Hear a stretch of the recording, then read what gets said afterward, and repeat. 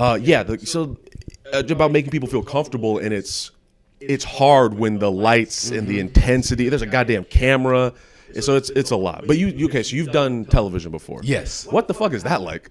It's a lot of wait until it's your turn. It's such a weird thing. I remember I did Chicago PD and I played a snitch, and it was my first like real like TV, lines. Definitely have to memorize lines.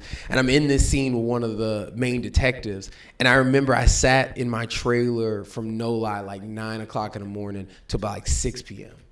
Sat in the trailer, took a nap, went over lines, read a couple books, like went over lines, sat in the trailer, ate, had lunch there with like cast and crew that had been working all day, like coming to the table like, almost lost my life on that last scene, like stuff like that. And I'm just eating, right? And then none of these people have met me, anything like that. And then I was literally the final scene of the day. And it took us so long. Like by that point, the main actor that had been acting the whole day, he was tired. So like we're in the scene, and then like midway through, he's like, "Man, what are these lines?" He's like, "Somebody come here. What are these lines?" Actually, you know what? My shirt's getting too sweaty. Can we change that shirt? I'm like, I've been waiting. I've been doing overtime. You know what I mean? Was it like an intense scene too? Yes. Oh, yes, where he's like pulls up on the snitch. You know, that whole thing. And like the police interpreter car, friggin' like pulls up, and like I have a bike. And the thing was so wild. It's so wild, Aaron, because the freaking it was the second season, so they were just saying stuff that made no sense. They were like, you gotta give me this intel, or else you're going to go to prison for 10 years for tagging the billboard of the Chicago White Sox. Like, who the hell? Right. What Beach Street? What kind of shit is it? What is this, Warriors? Who's doing that? It's so funny when you think of film and acting and TV. Yes. I guess from an outside perspective, it always seems like it would be more efficient than that. Yes. Like why? Okay, like do they? Is there a logic as to why you're there at 9 a.m. if they don't even need you? That they feel like that in case whenever, if anything could be moved around, there could be a time where the director's like, because all of them with those kind of shoots, they have a shot list, so they could easily say, hey, that nothing scene that just moves the plot along, that's got this actor in it that says 3 lines, that could be the first scene we do. Right. You know what I'm saying? So it could either be I'm there early and I leave early, or it could be I'm just there so long right. that somebody comes in and apologizes and it's like, we usually don't do this. You know what I mean? Because they forget about you. You know what I mean? Yeah. You just you got a trailer. That's pretty sick. That is, yes. What got you into theater? You seem like you're bred for it. Oh, thank you. Yeah. What got me into theater? Just like being that kid that would take like group projects as a kid and then like just say, okay, let's turn these into scenes. Really? Yeah. So that's where that came from. Like doing Rent. When I got to high school, I went to an all Catholic boys high school for first 2 years. Okay. Had no theater program, but the dean of students was this guy Dean Morrow, who played the security guard of what is his name, of the dude that owned the barbershop in the film Barbershop. So he's like chasing Ice Cube down through like that dude was my dean. That's wild. Dude, he would set us up in the lunchroom to redo the scene. He would like run after us. Just that was his claim. This was his moment. Yes. I chased down Cube. Yeah, chased down Cube. That's right. So it's just always been in you, huh? That creative spark. Yes, always. I started doing tap dance when I was 4 years old, 3-4 years old. Yeah. So it's always been there. Was your family like, oh, we gotta encourage this? Were they? Yeah. Okay. Yeah. Yeah. Okay. And you grew up South Side? Grew up on the South Side. How was that for you? It was a lot of fun. It's a lot of fun because of the fact that you, I personally believe that as a black person, it's really awesome when, especially in the inner city where you are growing up around your people, you know what I mean? It's really awesome to get the smells, to get the sounds, to get the everything, you know what I mean? People double dutching. I'll never jump in, but they're double dutching. Double dutch, that was for real? Yes, you know what I mean? Like seeing that on a regular basis, seeing people, pop in the water plug on a fire hydrant, like that's a beautiful black thing to see, I am Okay, a little bit about me. I'm working on not saying I'm jealous anymore. Okay. I'm trying to, because my instinct immediately was like, I'm jealous. I want to play double dutch. Yes. I watched Tequila and the Bee. That's not the same one. What's the one with the double dutch? You remember with Yes. the dude with the hair? Corbin Blue? Jump in. Yes. I assumed Yes. double dutch was as intense as that. Yes. Film. But I'm working on not saying I'm jealous. I'm trying to accept, like, this was my life growing up. This is who I am, and that's okay. And love myself. Yada. Yes. So when I hear that, I'm trying to find a different word. I always envisioned that for myself growing up. I don't know if you know this. I grew up in the burbs in California, like desert burbs, so not LA. Okay. Like anytime I say California, people are like, oh, Los Angeles. But no, I was in fucking tract homes and just desert, right? Wow. And so I remember watching, like, how old are you? 29. 29. Okay. I remember watching Hey Arnold as a kid. Yes. And being like, that made sense for me. I feel like I was born in the wrong place. I understand that. And it's nice to hear someone say, like, yeah, growing up in Southside was great. Yeah. Like you always hear this, man, it was rough, bro. Yeah. You know what I'm saying? Like, it was on the streets, old block. Yeah. But that's really nice to hear. Yeah. And you always, like, I know you've had a inclination to the arts. I guess you have this poise about you. Oh, thank you. Did you have to learn that, or was that just you? I think just me, and also just the understanding what this takes. You know what I mean? I think from, like, starting as a kid and tap dancing and doing ballet in the city and being taught by black dancers, black professional dancers, they really show you, you know, what this discipline is. You know what I mean? Yeah, and also being from the city with Obama, all that, you know what I mean? Like, where you really, you learn that just it's about grinding, but also connecting and growing. Especially, I think, also because we live in such a segregated city. It's always somewhere where I'm always about building with black people. Not like, you know, when you go to LA and kind of like everybody's out for self, and that energy of, like, unity is kind of gone. Like, whenever I go to LA, I'm like, I don't know where the culture really is. You know what I mean? It's not bursting at the seams. Like, you have to go to the block to feel that.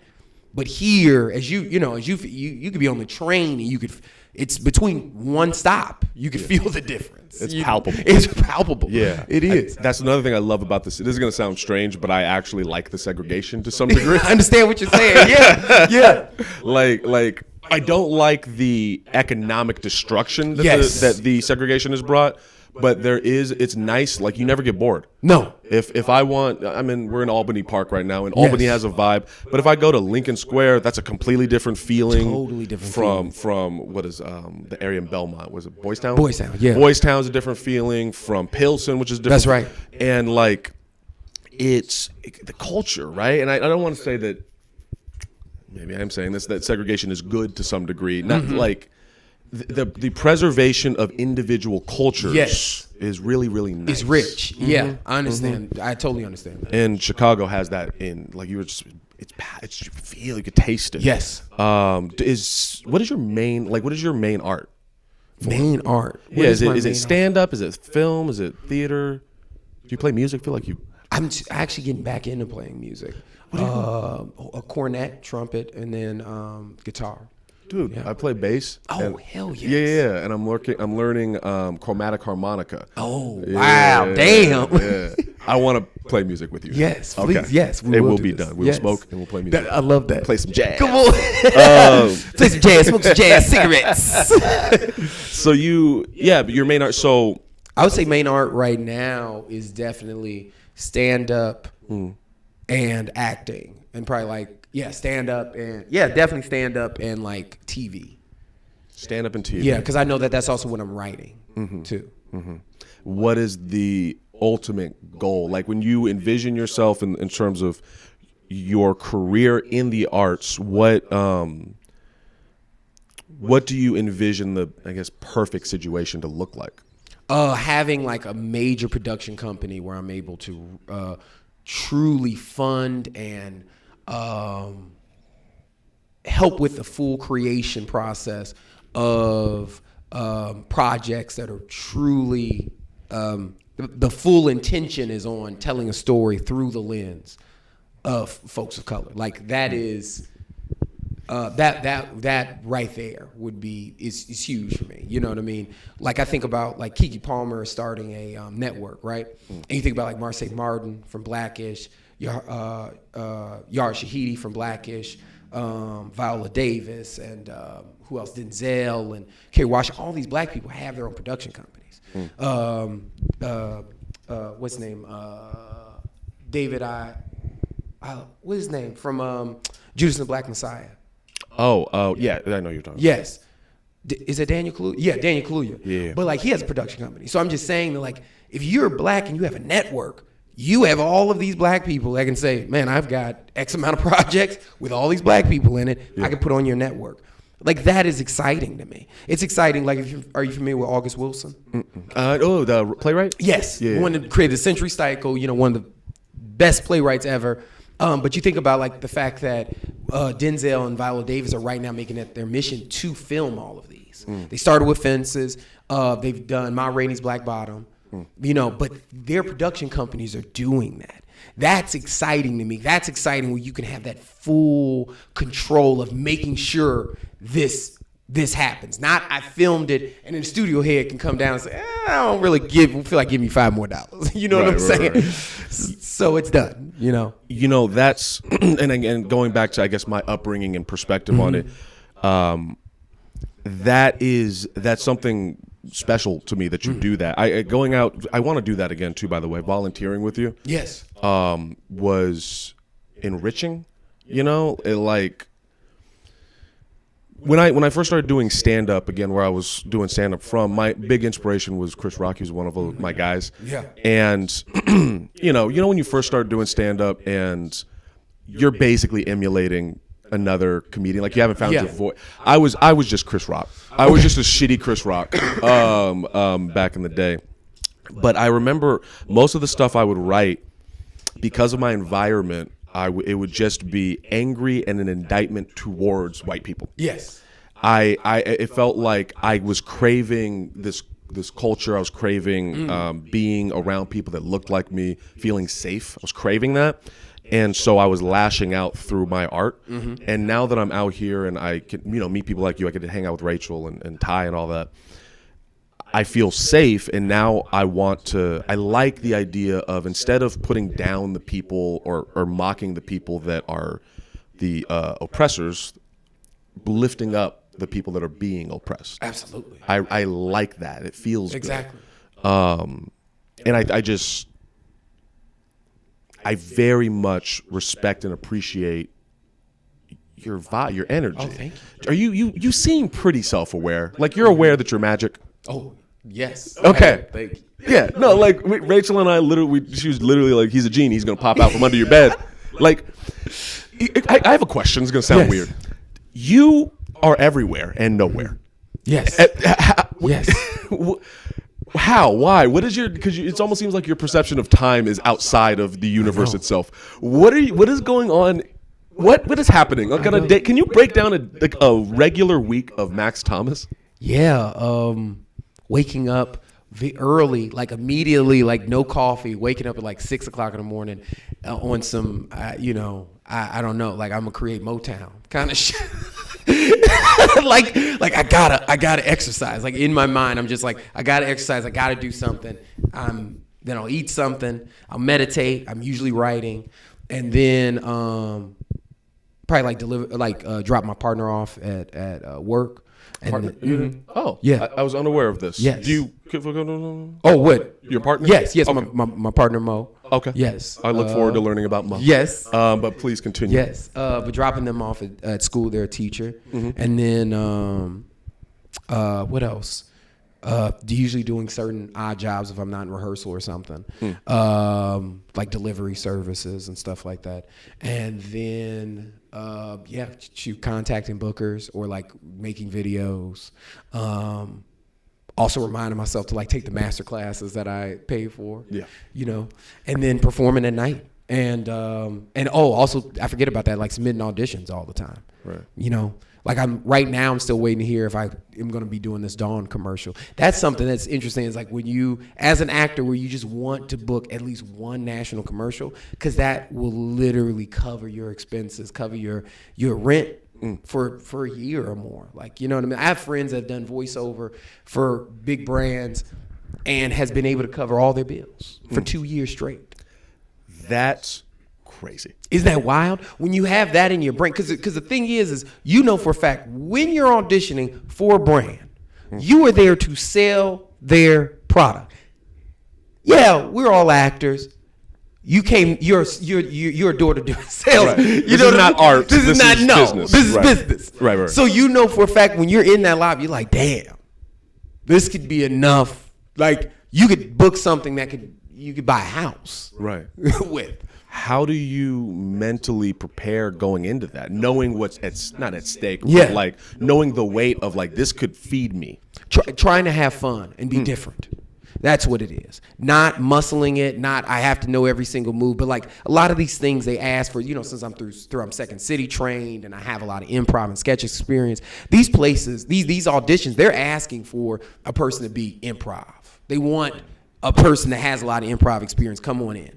You know, so in my mind, I'm thinking, I know what the copy is, I know what the script is, but I need to be able to just play and surprise them. You know, that's the have fun thing is key to me. It is, and it's clicked now moving to here. Like again, back in the day, that anger was fueling me. Of course. And so for me, it was like I just need to grind, baby. I just need to work. Saying about I got to be better than everybody. Yeah. And you know, coming out here and then like hitting the road with a few people. Yes. Like, you realize like, I gotta be in a car this motherfucker for 3 hours. Yeah. And if it's not fun, like if we're all just in work mode and angry the whole time, it's gonna be shitty. It is. And you know, you're on set from 9 a.m. till Yeah.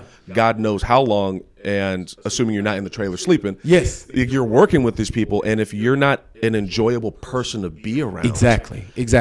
I did not understand that about this business Yes. until moving here. Yes. I noticed how, I remember I had a teacher at school, Steppenwolf, who said that she honestly said that she was our voice teacher. She said, I have a friend who is booked consistently, never has a month where she's not working on a regional theater play. And, you know, regional theater is top major money theater. You know, you're being put up somewhere, you're getting paid over $1,000 a week to do theater. You know what I mean? To have fun. That's right. Which is amazing. Is amazing. But she was saying, honestly, my friend is not the best actor in a lobby of actors, but she's the best person to be in the room with. And right there, that will keep you booked. That's something that is fascinating about this business, that you do notice that the people who are honestly nice people, good people, you see they do last. They do last. You know what I mean? Where does that stereotype of the diva come from? Because I know that while you have your Tom Hankses, Yes. you also have your insert whatever diva. What was her name? She had a good run for a while. She was in Knocked Up. You're talking about you're talking about the lead woman in Knocked Yeah, Up? what is her actor? name? Oh, I cannot remember her name right now. Off the top of my head. I know that she had a reputation for being very difficult. I've heard that. Yes. And it makes me wonder, one, how does that person get to that level while also being difficult to work with? And two, where do you think that comes from? I think that just comes from entitlement. I think that comes from you're doing this for the wrong reasons. Sometimes I forget that there's plenty of comedians where they're in comedy because in their life they're not giving themselves enough validation. You know what I mean? I forget about that because in my mind I'm thinking when I go on stage, I'm in front of people I've never met before. And I'm about to have a conversation with you. Nobody ever, yes, we do live in a society where we're all voyeurs in some way, right? But nobody wants to see you get on stage and just jack your own dick and then just and walk off and be peace. You know, I've been in plenty spaces where people are sitting in the room like, wow, you really just did that on stage, didn't you? Okay. You know what I mean? You didn't bring us in at all. Yeah. You know what I'm saying? Yeah. You know, and I think, just remembering, I believe that it's remembering why you came to do the thing. Mm-hmm. Especially a film like Knocked Up, with you picture that's Judd Apatow and all these Goofy ass, yeah. people that he likes working with that are regular. She's the most actor, celebrity, polished looking person in that whole fucking film. Mm-hmm. And every single person gets to improvise all that. That's one of those kind of spaces where she could even be coming from of, I'm better than, I'm on another level, these people. And in my mind, I just feel like, you know, you have to be coming into spaces like that of, I'm ready to build with everybody here. Mm-hmm. You know? Makes sense. I don't understand when people can be divas. I really hate that. You know what I mean? Mm-hmm. It's sad when you meet people that you've seen for years, and then when you finally meet them or do a show with them or something, and then you're like, "Fuck, you're really, you know, hard to be around." Really hard to be around. Yeah. A person that's not a diva that I met, that did any, like a nice what is like a Oh, that's what it was. It was like raising money for for a campaign, but it was with Bob Odenkirk, and I remember he was genuine as ever. Yeah. Yes, and said some great advice. He said, "Don't just move out to L.A." He said, "Go out there, visit for the cheap, stay with friends for the cheap, do that a bunch." And then he said, "When you finally get something that can actually pay for you to be there, then move." Is that your plan? Yeah, that's definitely a major plan of mine. Absolutely. I will miss you when it happens because I plan on staying in Chicago. That's hilarious, really. Oh yeah, dude. Yeah. Talk about that. What is that feeling of going from the West Coast to here? Because every person I know from the West Coast is like, I'm not moving back. Yeah, I love it. What do you think? Where do you think that comes from? That energy. The weather makes people humble. Where in here, Chicago. In California, and first off, I hate the heat, and I was in the desert, but admittedly, it is easier just to navigate day to day. It's easier when it's hot than when it's snowing. Like it's uncomfortable to be hot, but when you're walking through slush, it literally is physically hard to move. Yes. And there is, you know, everyone jerks off California. Yes, they do. Oh my God! Everyone thinks California is Los Angeles, is the Sunset Strip or whatever. Yes, and it's not. And there is this. I guess to go back to entitlement. You know, when I had a friend, my friend / mentor. His name is KJ. And he was from Detroit. Mm-hmm. He moved to California, and he would talk about how like we're spoiled, yeah, and we can't hack it. We're entitled because like it's a lot of it's the weather, I think, and it doesn't have that same rich history and culture that I think that Chicago has, or maybe New York. Like the East Coast has been around longer, and so there's just more history to pull from, I guess. And then on a personal level, California is not this liberal paradise that people say it is. It's, you know, it's LA, San Francisco, San Diego. Yeah. Everything in between, a lot of it is desert. And the type of people in the desert are not very nice people. Yeah. And I think on a personal level, I stayed in the same area for my entire life for 30 years. Okay. 30 years in this environment that was suffocating and painful every day. Like I was in survival mode every day, and I didn't even realize it because it's just your life. It's what you know. Yeah, it's the devil you know. Yeah, and I like that. And did you get that from your grandma? Because that seems like a meme. Yes, I did. Yes, the devil from my mom, baby. actually. Yeah, but it was. I wasn't figuring out how to word this in a positive way. I'm going to therapy. My family, I love my family. They were not supportive. Gotcha. My friends, I love my friends. I think they thought they were being. I don't think they understood that the way I was being spoken to was hindering me as well. The environment was dangerous for me. I'll get into the stories later because I've said them a million times on this podcast. But the environment was physically dangerous and horrifically racist. Gotcha. The weather is the same. It's so hard to describe. Have you spent like a year in California ever? No, I've spent months in California. Months? Yeah. I don't know if you felt this, but days blend, months blend, years blend because there's no change. I could see that. I could totally see that. Yeah, and so it's how people get stuck. Like you're in this space where nothing is really changing, and then all of a sudden 30 years go by and you're like, oh, I'm in a pandemic now. Yeah. And also the fact that because also I could tell that just as you're saying, the glitz is the you know, you're kind of also in that cycle of, oh, but this is supposed to be the best option of any option in the country. Yeah, when I said I'm gonna move to Chicago, everybody, you're gonna get shot and you're gonna freeze to death. Wow, that's all. Everyone's perception, and I'm so happy you spoke positively of the South Side. Everyone's perception of Chicago is fucking O-Block. It is. It is. And I mean, it's not. It's really not. Like, I know. It's so frustrating and insulting to the city of Chicago, the place that I now call home. Yeah. But also I like it because it's going to keep them away. Yeah. Absolutely. Absolutely. And so this move out here has been transformative. I call this the Join the Journey podcast because it really is the process of that first podcast to here it's so starkly different. And I'm just happy I'm in a place where I can grow now. Yeah. It feels so good. Good. Yeah.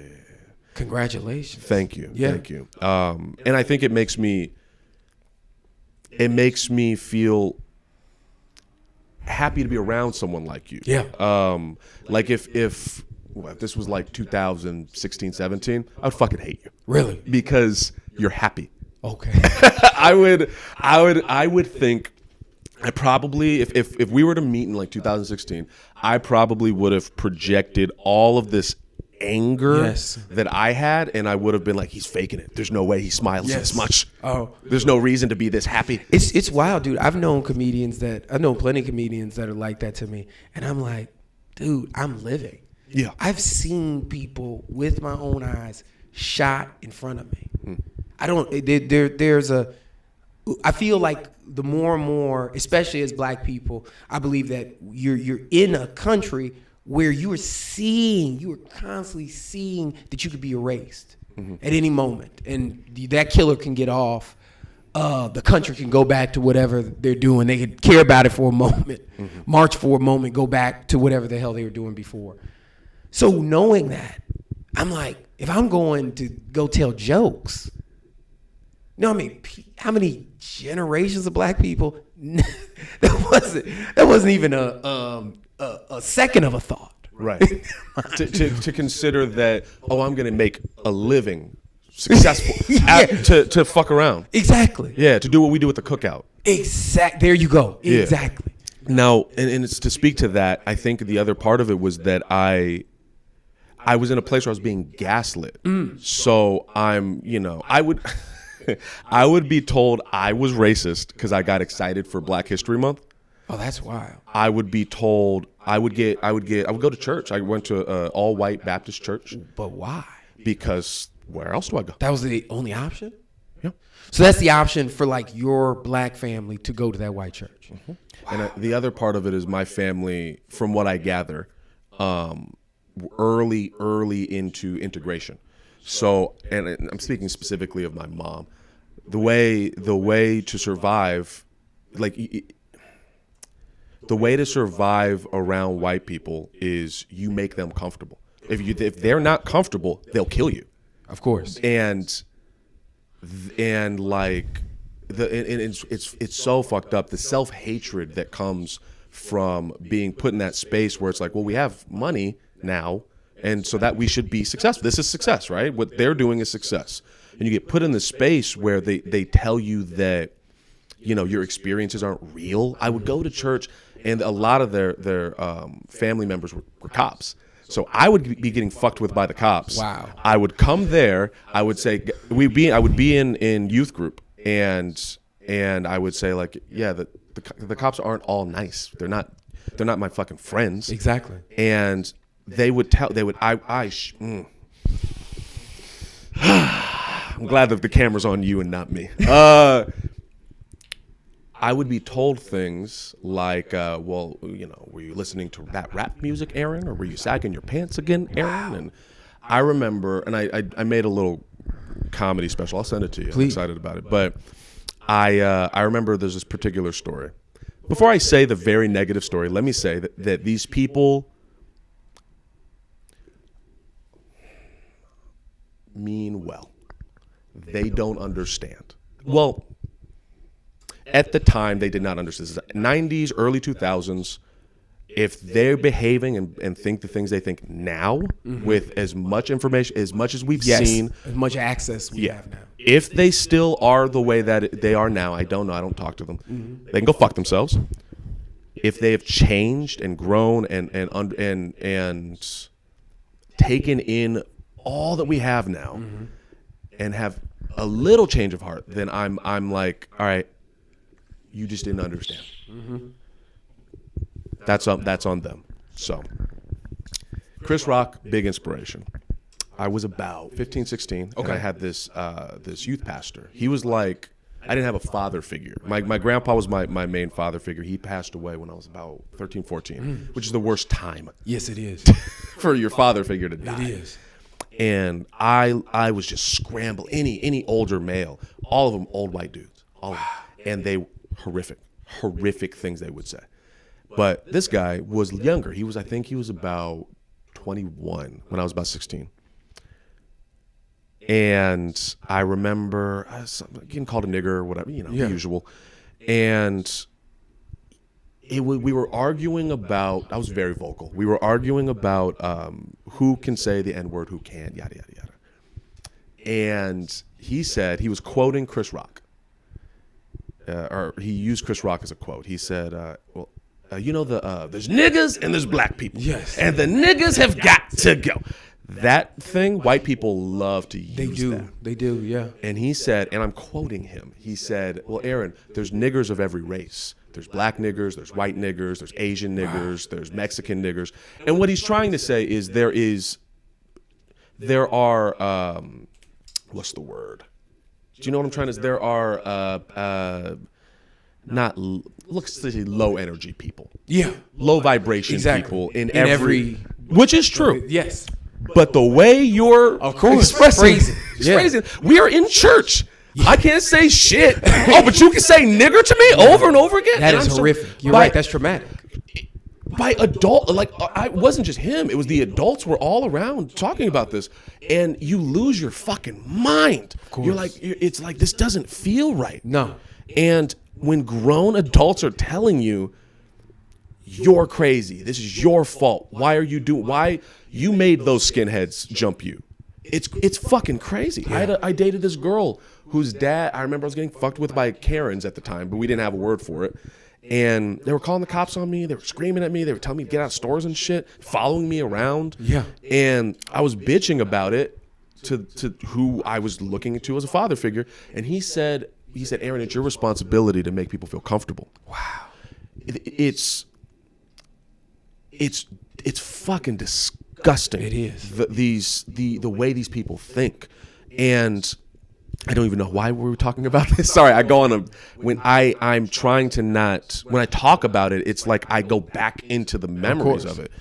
So why were we even talking about this? I don't remember. I just started rambling. I do not know either. Whatever. I have a question that's more positive anyway. You said you have a partner. Yes. Congratulations. Thank you. How long have you been together? We've been dating since, let me see, what would that be? September, I believe, of last year. Oh, this is fresh. Yeah. What, how do they feel about the comedy? Are they in entertainment as well? They're not. Okay. Not in entertainment either. I mean, entertainment in terms of being with kids all the time. Yes, being entertained by kids. It's so funny the videos they'll send me and stuff with kids. Like there's like this little girl who loves like poking a hole in her bologna and putting it on her eye, and they'll be like Target dog. like that's just great. Like that's great kid stuff. You know, that's awesome. Yes. Man. And this person is comfortable in supporting you in your goals. Yes. Yeah. I mean, have you ever had relationships where they fell apart because of comedy and theater and everything?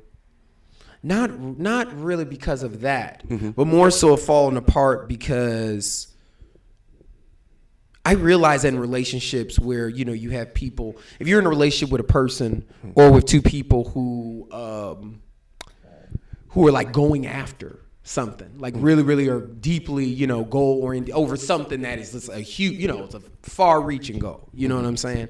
I totally do believe that there has to be an understanding of, okay, all your time is not going to be with with them. It's not all your time. They have to understand that there has to be, you're going to have to support that other thing like that's them as well. You know what I'm saying? Yeah. You know what I mean? I remember I love Madlib, right? And I love, like, he did a remix on all these Blue Note record songs. But he used this interview from this woman, this jazz singer, where she said, she used to tell all the wives of jazz musicians, you should basically like hang it up now if you think that he's ever gonna love you as much as he loves the music. You know what I mean? And I always thought that was just such a wild but also a beautiful thing, of understanding that, like, this stuff is so important. Yeah. You know what I mean? The way that you're expressing through your art form is so important, where you have to understand that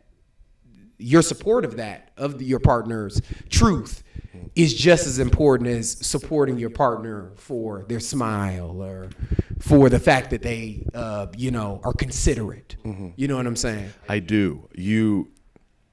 Can I point out a moment of projection I had? Yes. Okay.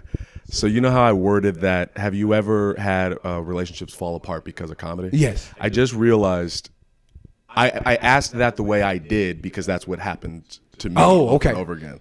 And so I agree that this person needs to do you feel that? Do you feel like your art will supersede your partner? No, I don't necessarily feel like it's super. I just feel, what I'm saying is that I feel that there are moments where you have to understand that if this person is going to another state to go do comedy, you know what I mean? That that's something I love with my partners, that they understand, okay, this is your focus. If you're focused on this today, I'm not calling you constantly thinking that, I'm about to take some of your attention away from that. Right. I really appreciate that. You know what I mean? There's people that would know, I've got to go be with my mother in the hospital, and it still will be, where are the AIDS? You know what I mean? There's people that are like that. You know what I mean? They just don't, they're oblivious. You know what I'm saying? That's what I mean, is that I definitely believe that artists can't be with partners that are just oblivious. And it makes sense why so many people, from rappers to football player to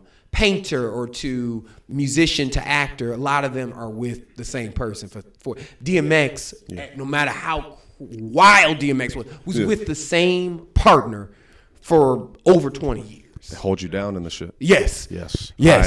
I'm feeling that for the first time. I'm dating as well. Okay. And congratulations. oh my God, she is fantastic.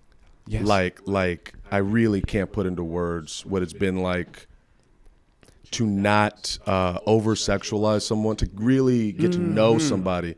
I'm fucking finally in a place where I'm like, let me get to know who are you? Yes. Who am I putting my penis inside? What is the personality of the person? Yes. And she's so supportive of this. Like she never puts down what I'm doing. I've had partners who like have told me to give up. And I'm really lucky that I was able to push through that bullshit. But like, I guess, the company you keep, the energy you put around you is so key. I have a question. I wrote it on this because you'll see. No. Okay. Yeah. I'm glad that I wrote that down. It's, I guess having that energy around you, having that positive energy it keeps you going. Yes. You feel heavy. Yes. Without it. Yes. I'm curious what your upbringing was like. Like, you said your family was supportive. What was childhood like for you? Childhood was wild. Was very different, very unique. Grew up only child. Both my parents had me when they were 39. Wisdom. Yeah. They prior to that had raised my cousin because my aunt battles bipolar, and then I just was always in the arts, always had very goofy, funny, supportive parents, always listened to Rick James and great music and stuff in the house. And then we had a huge, horrible house fire that killed my dog at the time when I was 6. And then we were living out of like motels and stuff like that. And then the contractors that were hired to come and like redo the house, rebuild it, they were stealing stuff that we stored in the basement. And so then we had to fire them and we had to move back into this place. It was like a quarter way done with like temporary doors, all that wires out of the walls and all that. So that's where I grew up in, you know, making funny out of, you know, out of your reality, making funny out of sadness. And I dealt with a lot of depression, a lot of being hospitalized, a lot of being bullied. Hospitalized? Like hospitalized for like depression or like school avoidance or creating tics and stuff like that to manage. Yeah, bullied a lot in school. Because of what you were interested in? Interested, way I looked and stuff like that, you know what I mean? So yeah. I think to circle back to that other thing about, you know, you've had issues with comics not liking you because of your jovialness. Yeah. And including myself, if this was younger me. I think what it is when people not like me. Let me try to. Sorry, bro. I'm trying to. I'm practicing rewording things. When people like who I was in like 2016, not me now. There's a distinction. When people like that meet someone like you seem so happy, and I'm sure you are. And I think what it is people like that assume that you haven't had any problems in your life. It's like all of these stories. I would have never assumed your house got burnt down, that you got bullied, that you had depression, because you give off fucking this angelic light all the time. So I would assume that your life is perfect. And obviously no one's life is perfect. No. I think that's something that a lot of times in comedy, you know, that's something that is quickly, I don't understand why comedians so much will quickly have a misconception about each other in that way. Because it's like, unless a comedian, I notice a lot of times comedians don't give other comedians respect unless they see that this other comedian, you know, is at the bottom of the bottle. You know what I mean? You notice that? I noticed that, and I did it. Yeah. When I first moved here, I was still I moved and I thought like, oh, I did it. I moved. I'm good now. And then I realized this past year, like, oh, I just left 30 years of trauma. Now I'm unpacking it, and I was still in survival mode. And so this podcast has helped me understand that, like, I need to stop projecting this anger. Like, almost everybody, probably not at this point with these pictures you've seen, but I have episodes before this, the pictures, and damn near everyone I spoke to, before I spoke to them, I had all of these negative pre-assumptions about them. Like, I assumed the absolute worst about everyone. And everyone. I was just in fight or flight constantly. And when I talked to them, when I sat down and I got to know them, I got to know their stories. I got to know their perspectives. I got to see the good and the bad about them. And I really do think, as comics, there's just a lot of, like, people that get in, you know, you're being funny to survive. And I think people that get into this usually have a lot of issues. Oh, absolutely, yeah. And I guess a lot of stuff that's what's called unresolved. A lot of things they haven't unpacked. Yeah, you're right. Trying to use stand-up as the thing to resolve it. Yes, but like you were saying, you live, and I think that is something that a lot of comics, including myself, don't really grasp onto. Is like, you get in this grind mode, and it's like, no, just live life. That's how you get material anyway. It is. You know? That really is. Like, you really do have to fully, you really do have to fully live. Because I remember I was coming out of the alley of my apartment, and this black dude on a just one wheel skateboard, you know, like those like hoverboard things. And I'd never see, like, this brother didn't have a helmet, nothing, didn't have the pads, nothing, just like, you know, rolling around, hat broke off. He was like, that's a nice outfit, nigga. Loud as hell. You know what I'm saying? Yeah. And he went a couple more feet, and he's like, but on my soul, that shit look good on you. You know what I mean? But like things like that where I'm like, that's natural. Yeah. You know what I mean? And I believe that is much, just like within theater, I believe you have to live life. You can't just go to the theater parties. You can't just go to the comedy parties. Right. It's going to be soul sucking. If you're not going to the places where you can, have conversations with people that might say the wildest things to you. Yeah. I've had some of I'm trying to think, like through organizing, I do a lot of, like community organizing in the city. I've had a lot of wild, seen, experience, everything. You know what I mean? So much. You know what I mean? Like I remember I was there when folks were trying to take down the Columbus statue that's over on Roosevelt. It's over at the museum campus over by Field When was that Museum. happening? Summer of 2020. I remember people tied like the ropes around and stuff, and nobody had a good plan. It was like white dudes, climbing. I got this, climbing up there in their Jesus sandals. Those Jesus sandals where it's like just like a burlap sack. It's like a strip of burlap and like twine. You're like, why do I see this much foot? Why do I see you have no arch support? Like, why do I see all of this? What is of the Bethlehem feet? And they're just like climbing up there. Climbing up there with no gear, tied around the neck, and then like nobody, like I'm talking about hundreds of people out there, nobody could pull it down. Then all the police started storming us, and long story short, I remember people were being beat up because this summer of 2020, people are off, so you have all socioeconomic levels out there, all ethnicities out there. People where they were fighting for black people not to move into their neighborhood are now out there, right? For now. Exactly, for now, right? Brutal spirits, for now. And I will never forget, there was an Asian woman on the ground crying. Oh my God, I can't believe he hit me. I can't believe he would do that. He just pulled his nightstick, he looked me in my face and he hit me. And then this other Asian woman came up and like consoled her. And I will never forget me and this other woman, who is like definitely like a very well-known organizer in the city. Constantly is like, that's where she makes her money, everything like that, right? That's what she does. She's full-time organizer, right? She and I both looked at each other and broke out in laughter. Like I'm talking about, like it's like civil war, like shit's just going on around us. People getting beat up, and we were taking in this white woman, and this Asian woman. I think that in our brains, the things that went off is, this is a Tuesday for us. You know what I'm saying? What did you expect coming to a place like this? You think that the police are going to look you in your face and say, oh, she's different. I'm not going to whoop her ass. You know what I'm saying? You live in America. You know what I'm saying? It's just like, even I feel like white people cross the street differently. They do than we do.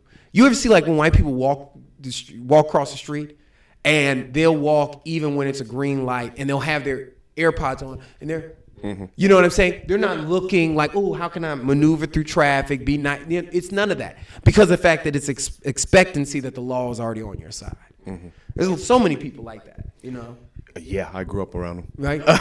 and that, I think that's why to go back again to the whole, I just want to uplift black people and stop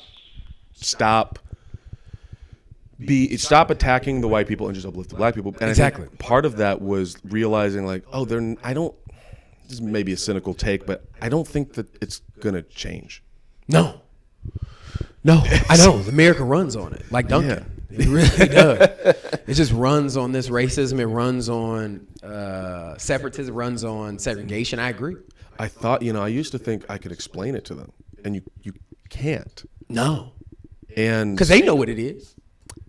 There's a lot of them that subconsciously know it's there. They just don't give a shit. Because the fact that you don't have to. You're benefiting.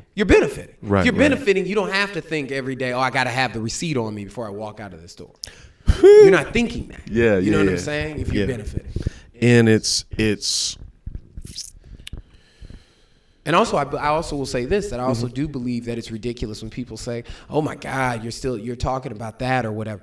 The country literally is the United States is what it is now. The stock market is what it is now because of legalized slavery, legalized prison system. Yes. Yeah. Like this makes sense. If we're not talking about it, then we're all acting like we're dumb. We're all acting like we are just we're oblivious to this. Right. You know. I think I brought it up a few episodes ago. I keep bringing this up. This theory I have. It's gonna sound fucked up, and I'm curious what your opinion is. So I think that white people, especially white men, run on what I call hyper logic. So, real clear example is we say Black Lives Matter. They say all lives matter. Yes. And it's like, yes, but come on. Yeah. Exactly. And my theory is, I don't know, or maybe I don't think white people have souls. Oh, good. So you get it. Yes. I understand that. Can you, because every time I say that, and I need to find a better way to word it, because I don't think that's exactly what I'm saying. In your own words, can you describe because you seem to understand what I'm saying. Yeah. What can you put in your words what I'm trying to say? Yeah. But, yeah. Well, I think that if you're living in a society where everything is structured to support you, to support your needs, to make sure that you're safe, that then you can just you don't have to acknowledge or have a care or respect for other living things. I forgot what writer said that black people are the wallpaper in white people's storyline, or like the, you know what I mean, or even just like in Inajaki Shange, you know, who wrote for Color Girls. As she said, you know, black people in a story are a vehicle for white people's fantasy. So like Driving Miss Daisy, a vehicle for white people's fantasy. Right. You know what I'm saying? Yeah. That we don't, we can't oppress white people. And I think that's the other thing is like with white people always being able to be the oppressors, I totally do believe that is a reason why it doesn't have to have a soul. You know what I mean? You don't have to have a soul if you're, if you can hear a kid playing loud music outside at a 7-Eleven or whatever, you just shoot into their car. Right.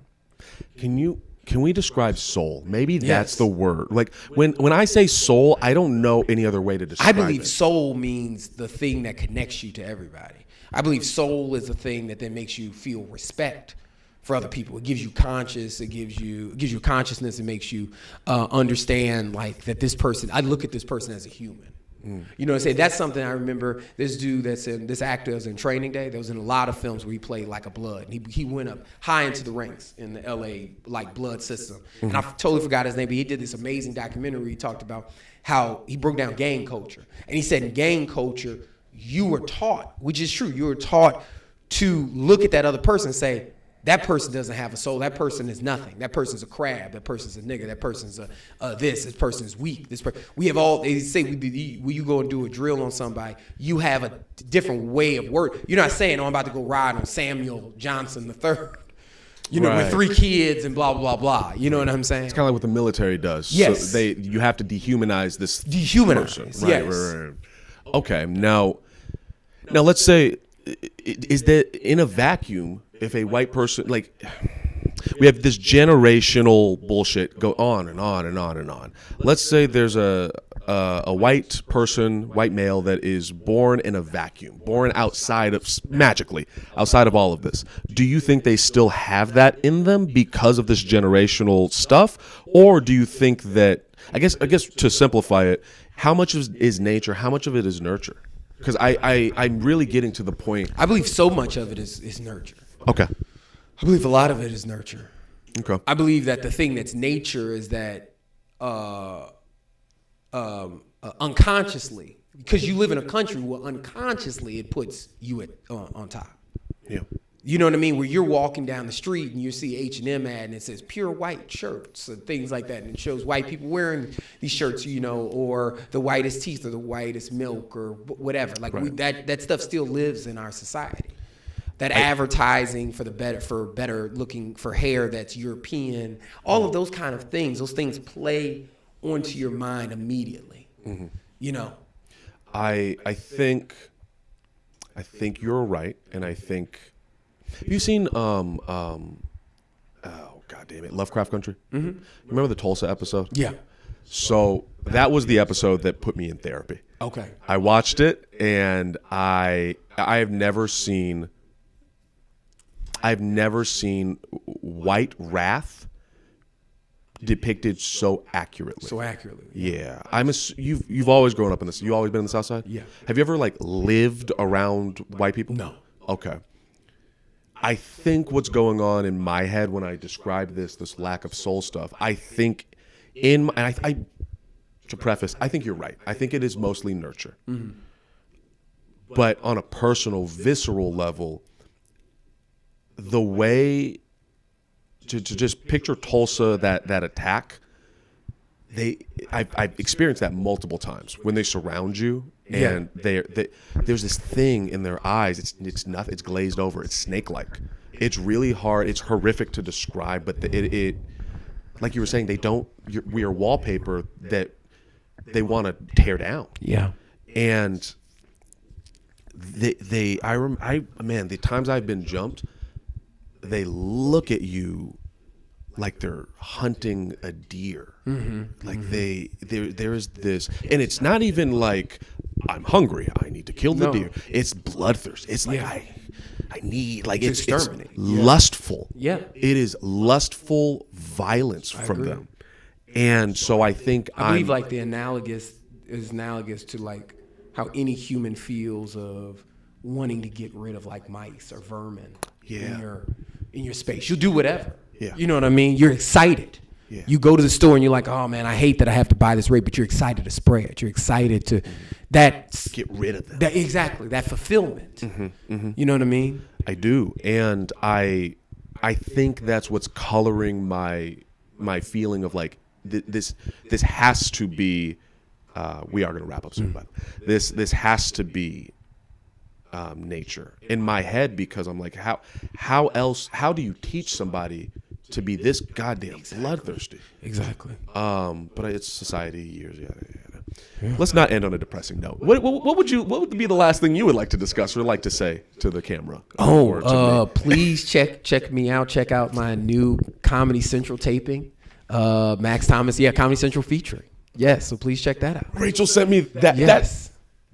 We're gonna talk about that shit when we wrap up. Let's do this. Let's take this picture and yes, dude, thank you. Thank you so much. Yes, sir. I appreciate you. All right.